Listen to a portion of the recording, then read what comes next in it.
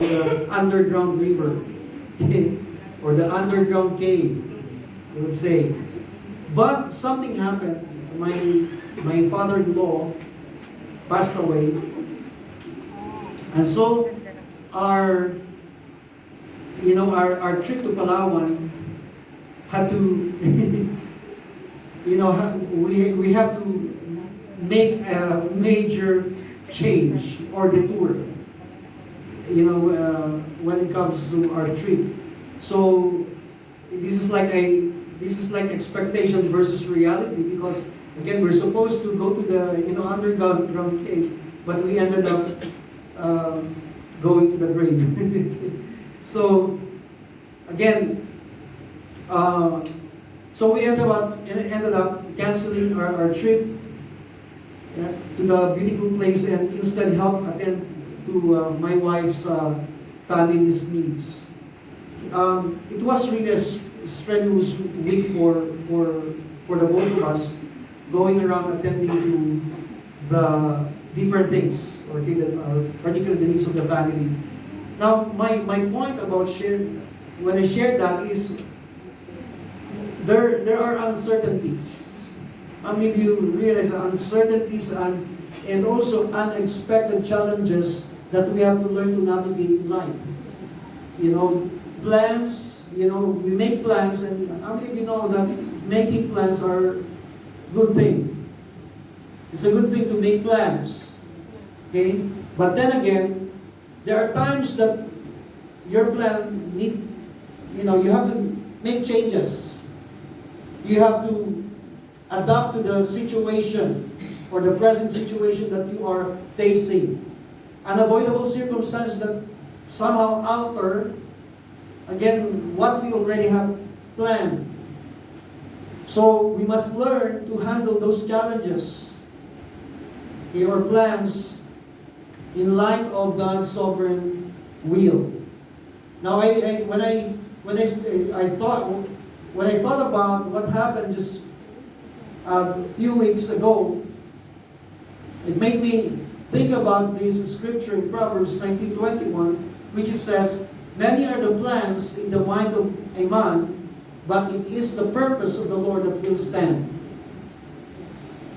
Yes, like what I've said, it's good to have plans, but then again, at the end of the day, we have to have somehow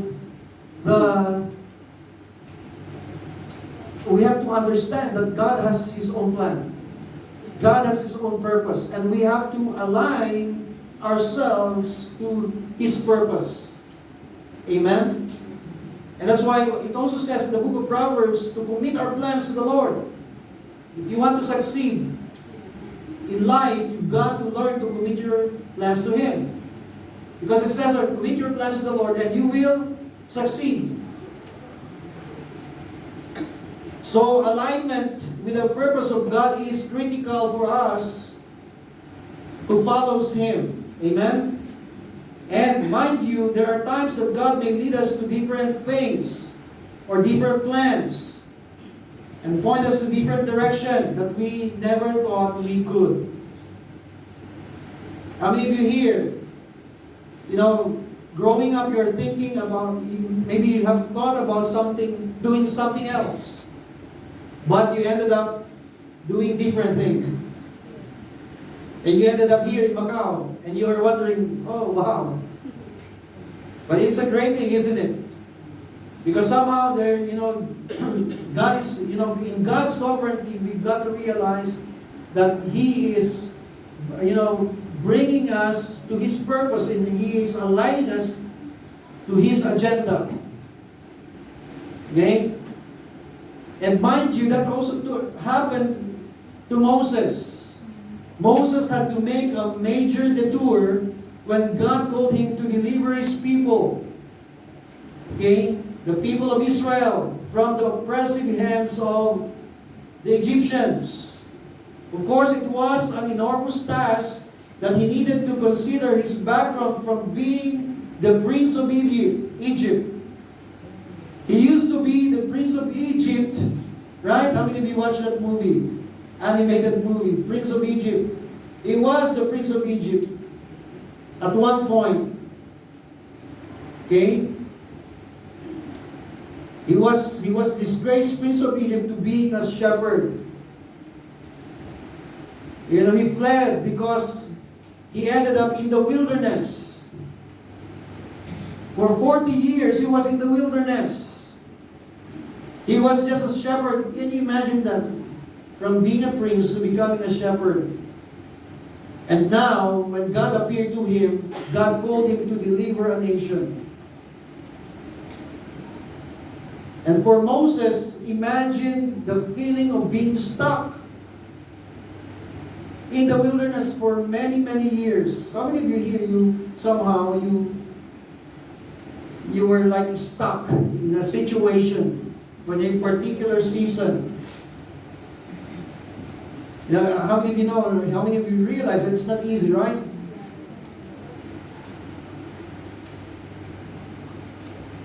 You know, you feel uncomfortable.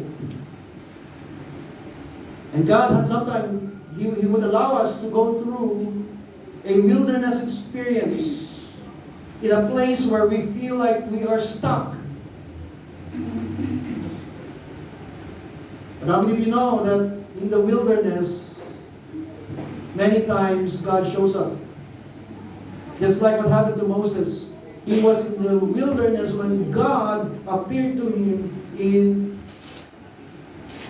the burning bush. You know, it was like a sudden moment, a suddenly moment for Moses. When God appeared to him. And where he was called to confront the king of Egypt, or Pharaoh of Egypt. But Moses was reluctant. You know, he didn't say yes right away. You know, Moses responded to God only because God made a promise. Do you know what the promise of God was? And God said, I am. I will be with you wherever you go. Because at this point, when God appeared before the burning bush, before Moses, Moses had a lot of excuses. He was trying to, excuse himself. And telling God, I cannot do it. Who am I? He was questioning himself, his identity. He wasn't really questioning who God is. He was questioning his own ability. But because at this point, he looked at himself as a nobody.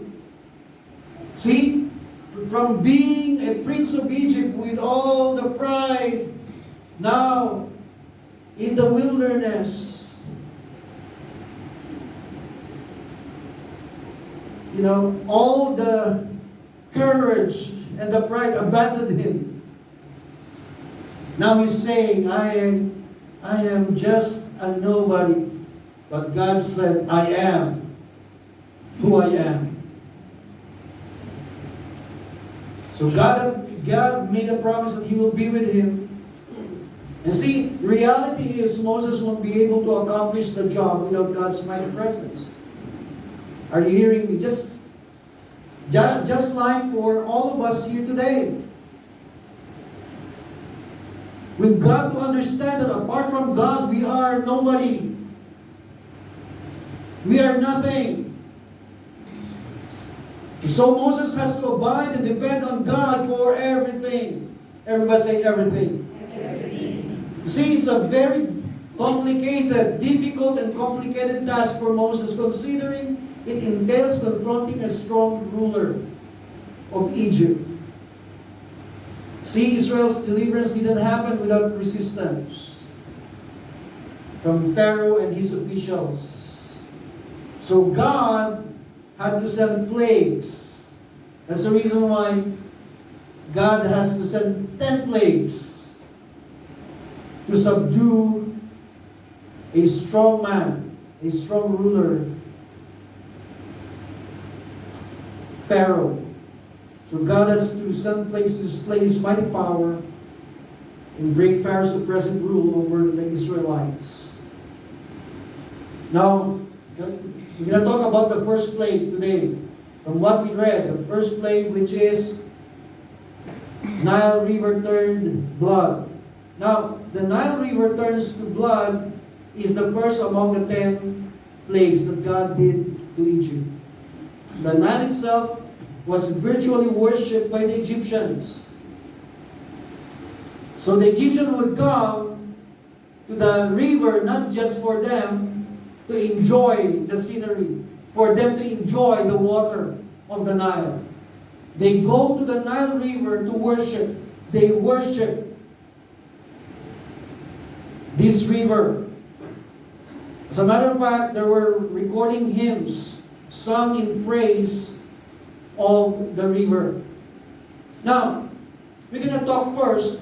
There are 3 important things that we're going to highlight this morning. And the first one is this question: what is the purpose of the plague? Can you read that again? What is the purpose of the plague? Okay, what is the purpose of the plague or the plagues? Now, the plagues God brought against Egypt had, of course, a definite purpose. Not only did they bring punishment to Egypt, the plagues show that God is greater than any of the deities of Egypt. And that is one of the purposes of the plague. To show that God Almighty is far greater than the deities or the gods of Egypt. Now, every plague confronts and attacks a specific Egyptian deity. So, who are those deities? When it comes to the Nile, the river Nile, there are 3 gods that the Egyptians were worshiping. Known gods. Okay, let me itemize them to you, the 3 gods of the Nile. The first one is the Egyptian god Khnum. Okay, was said to be the guardian of the Nile. Okay, the guardian of the Nile. Khnum, ancient Egyptian god of fertility, associated with water and with procreation. But see, when the Lord God Almighty showed up, He was unable to protect His territory, referring to the god Khnum. And there is a second god, the second god that the Egyptian recognizes, the god Hapi. Happy, they're not sad. The god Hapi was said to be the spirit of the Nile. Okay, Hapi was the god of the annual flooding of the Nile. Okay? But it was brought low by the plague. And the third one is the great god Osiris, was thought to have the Nile as his bloodstream. Osiris was a god of fertility, agriculture, the afterlife, the dead, resurrection, life, and vegetation. No wonder people would come and visit the Nile River again, because they look at this God as the God of resurrection, the God of life. But in the plague, in this plague, He truly bled. This God bled. So the first plague was directed against the numerous Egyptian deities. God judged the gods of the Nile River by turning the water to blood. So it was a judgment. Okay? The reason why God turned the water into the water of the Nile River to blood. So that's the first purpose. The second purpose is the plagues remind God's chosen people about His promised deliverance. So what was the first purpose? Again, the plagues show that the Lord God to be, is greater than any of the deities. And the second one is the plagues remind God's chosen people about His promised deliverance. Now, when God makes a promise, how many of you know that He will never break it? Whatever promise that God has spoken to you, that is in alignment or according to His Word, those promises are bound to happen. You know why? God is true to His promises. And so that's why it's important for us to understand the promises of God. And it's, you know, and I think Pastor Winston last Sunday told us there are more than 7,000 promises of God recorded in the Bible. And how many of you know some of the promises of God? And of course, I'm not expecting that you know all the 7,000 promises of God, but how many of you know that it's important for you at least to know some of them? Okay? That's why in our prayer time, what do we need to do? We have to declare the promise of God. So don't just pray according to what you know. Pray according to His Word. Claim His promises. So that's the reason why we have to study the Word of God, so that we will know His promises and we can declare His promise and claim His promises by faith. Because He will never break His promise. And not only that God will not break His promise, but He will also not forget His promise. Psalm 103 says that God fulfills His promises to us. He will not forget every promise that He makes. And He will never fail His people. And also when we talk about this purpose, the second one, how many of you know that the Lord God even defends His people and destroy His enemies? In other words, God fights for us. So we say, the battle belongs to our God according to His Word. Just like in every battle we face, God assures us of His protection. He goes before us and fights for us. See, God, who is mighty to save, comes to defeat our enemy. That's why we can say, if God is for us, there you go. If God is for you, look at the person next to you and say, if God is for you, who can be against you? You see, that is one of the promises of God. The Bible says, no weapon forged against us shall prosper. And see, Psalm 91 also makes this promise. This is God. If you say, the Lord is my refuge, and you make the Most High your dwelling, will overtake you. Verse 10, no harm will overtake you, no disease will come near your tent.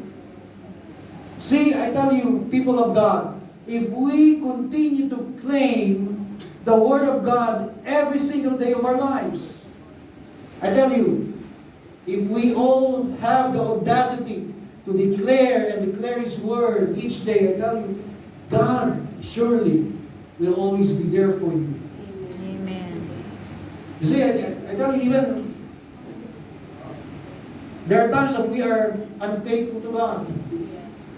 There are many times that we are faithless, but God will remain faithful to us. Even though we don't really pray that hard, we don't pray that much, and still God is extending His grace upon us. He is continually protecting us. How much more if you continue to claim His promises? Are you hearing me? Yes. That's why it's important that we continue to declare His Word. And the third one is this. The purpose of the plagues is for God's name to be known in all the earth. Exodus 7:16 again, it says here, then say to him, the Lord, the God of Hebrews, has sent me to say to you, for what purpose? Let the Lord and let my people go, so that they may worship.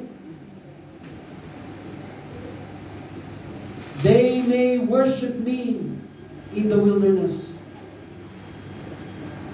But I tell you this, God is not an insecure God that He needed our attention. Do you know why God wants us to worship Him? Because you are created for worship. You are created to worship God. You know, we were singing that song earlier. The reason I live is to worship. Because we were created by God to worship Him. So our utmost delight and desire should be the honor of God. I'm not just talking about in singing while you are singing. No, in every area of our lives. That's why every Sunday we always say, we exist to honor God first and foremost. How do we honor God in every area of our life? Not just when we are in the church or when we are singing worship songs, but everything that we do. In your workplace, how you conduct yourself before others. The posture that you have before other people. We are all created and called to worship our Creator, God Almighty. So the next one is this question, who is the power behind the plague? Verse 17. This is what the Lord says, by this you will know that I am the Lord. I am the Lord. With the staff that is in my hand, I will strike the water of the Nile, and it will be changed into blood. Another scripture in chapter 8. Then the Lord said to Moses, go to the Pharaoh and say to him, this is what the Lord says, let my people go so that they may worship me. If you refuse to let them go, I will send a plague of frogs on your whole country.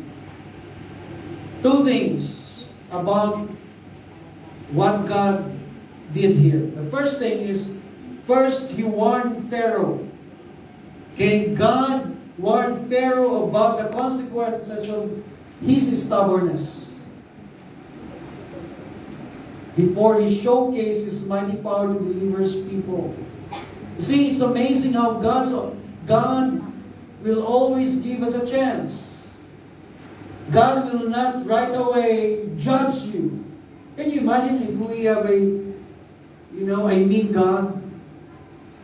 That when you commit sin, He would immediately punish you and judge you.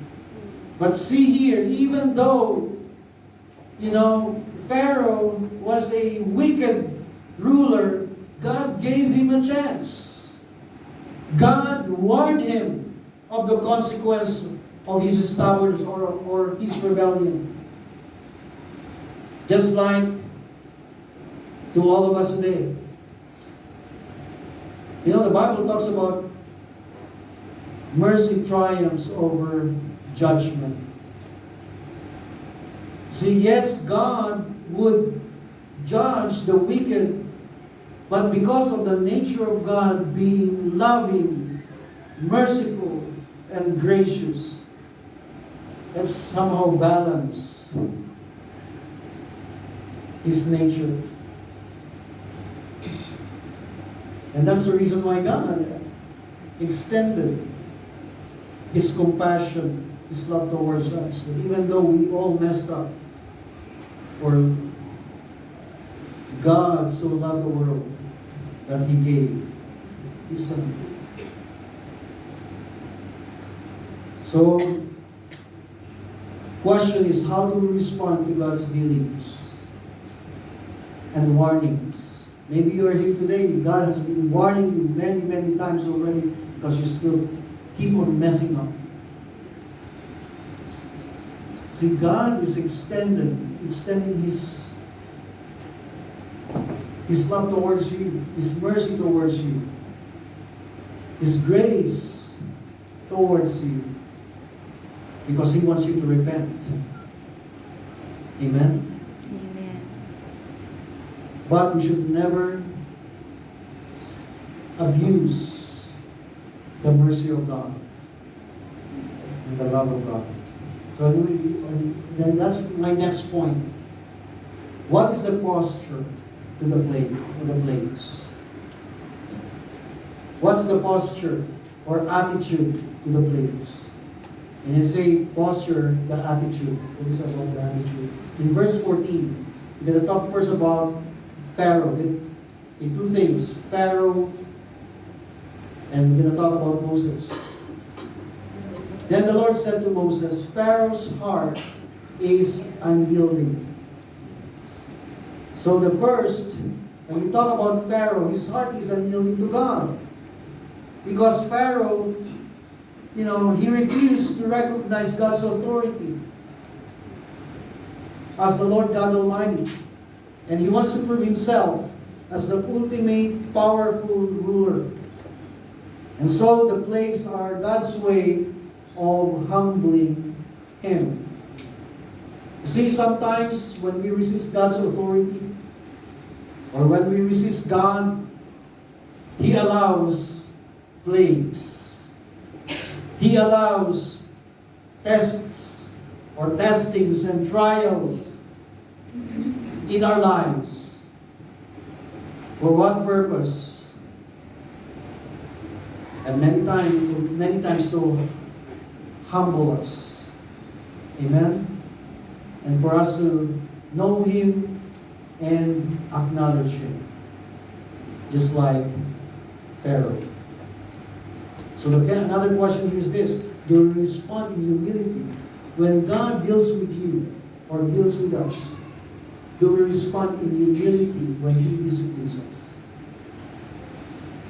You see, Pharaoh not just rejected God, but also what he did, he summoned all his magicians to do their secret arts.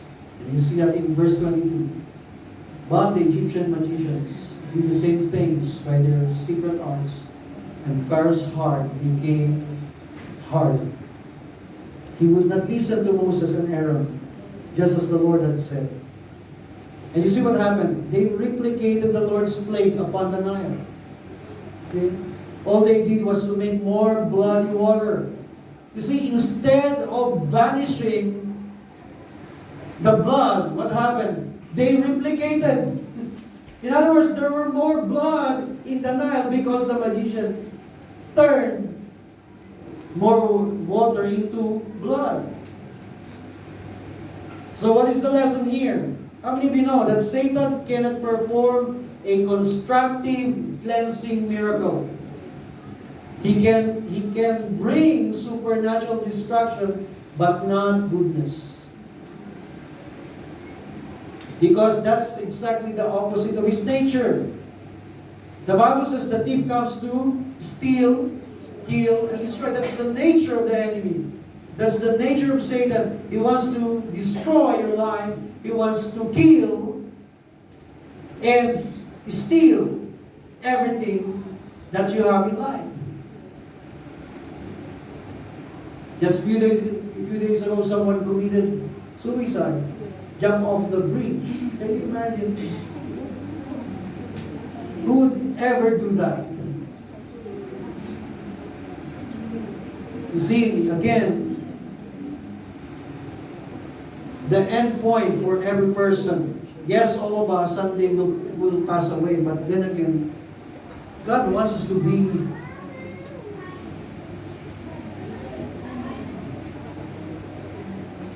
pass away in peace. You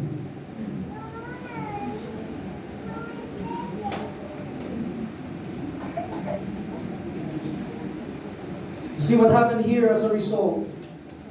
The entire Egypt suffered because of Pharaoh's stubbornness and unwillingness to submit to God.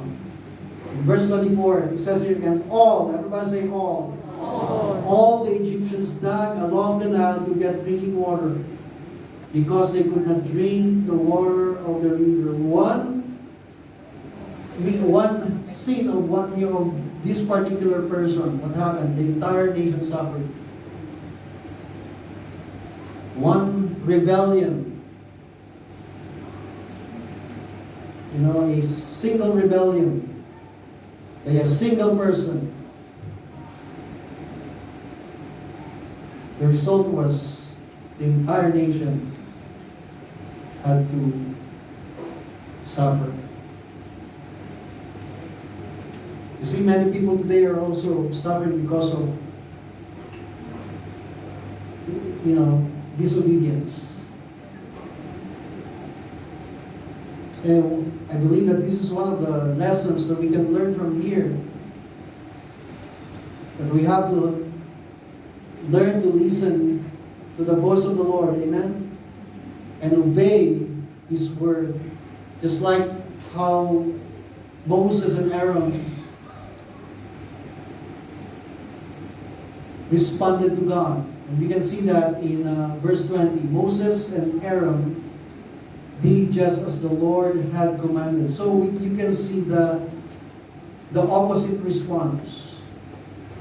Pharaoh responded to God in disobedience. He was stubborn. He rebelled against God. But Moses and Aaron committed carefully.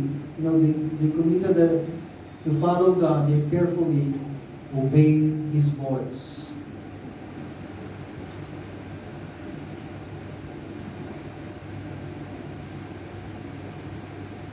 You see, when you talk about Moses, how old was Moses during this time when God appeared to him? He was already 80 years old.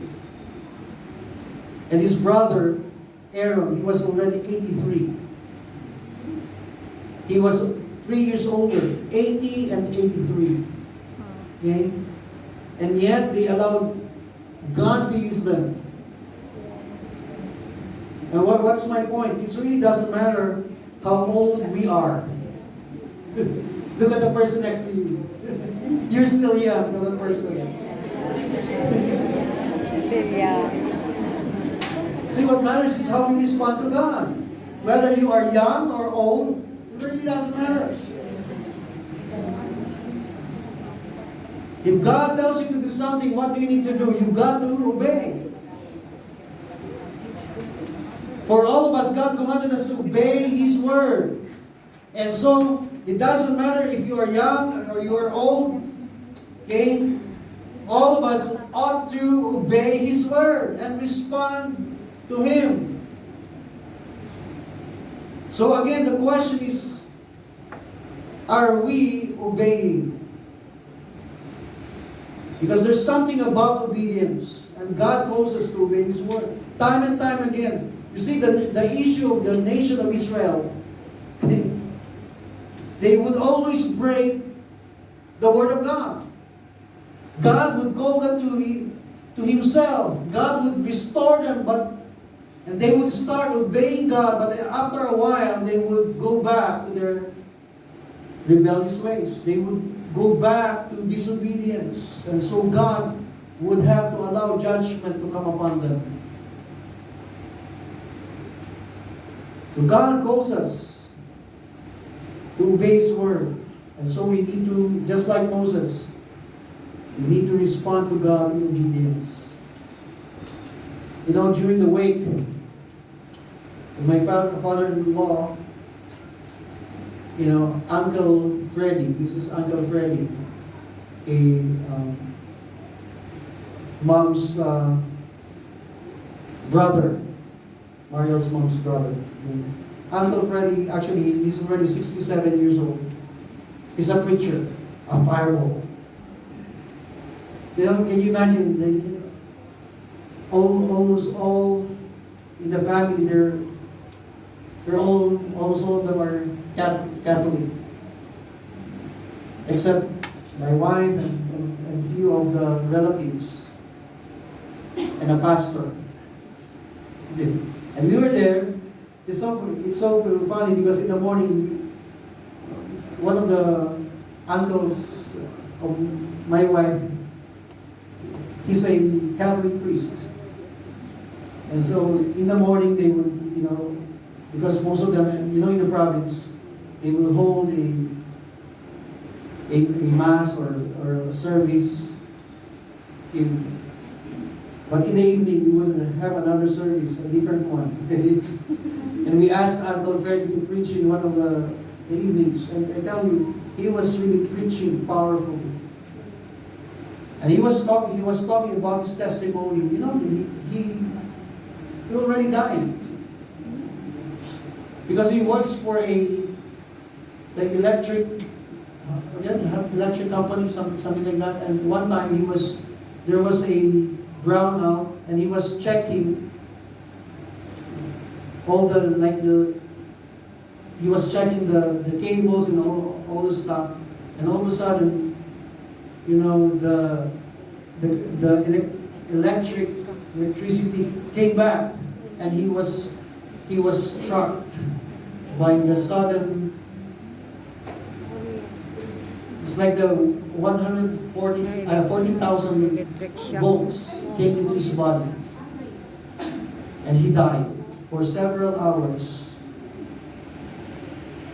He was dead. But that became the turning point of his life.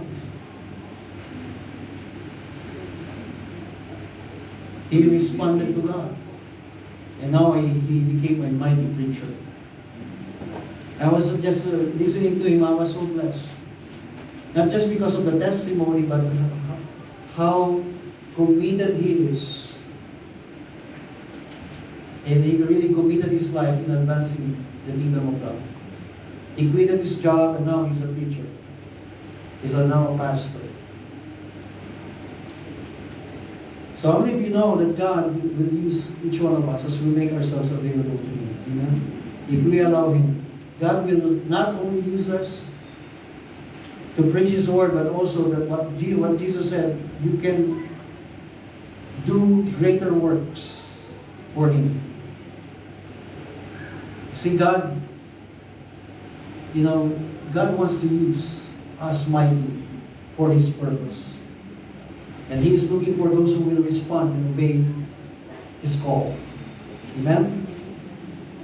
So, God has also agenda. God's agenda is to deliver His people out of darkness. Just like the nation of Israel. That is God's agenda for them. His purpose is to deliver them. But then again, there will always be resistance. Just like whenever you minister to someone, it will not be easy. How many of you find, preaching the gospel to somebody not easy? Because we're talking about a spiritual battle. You're dealing with a spiritual battle. There's something against that will oppose you whenever you attempt, even just to attempt to share the gospel to somebody. But as you make yourself available to God, as you step out, I tell you, God will not only use you, but also God will use you to demonstrate His power. Amen? Let me end my sermon. In Colossians chapter 1, 13 and 14, it says, "For He has rescued us from the dominion of darkness and brought us into the kingdom of the Son He loves, in whom we have redemption, the forgiveness of sins." So God wants us to be delivered from the dominion of darkness. You see, if you are here today, maybe this is your first time, or maybe you've been attending this church, but haven't really received Jesus. You see, the reason why Jesus came is to give us life. But before that happened, all darkness must be dispelled in our lives. So that's one of the reasons. That's why it says here, He brought us out of darkness and bring us into His light. The kingdom of the Son He loves.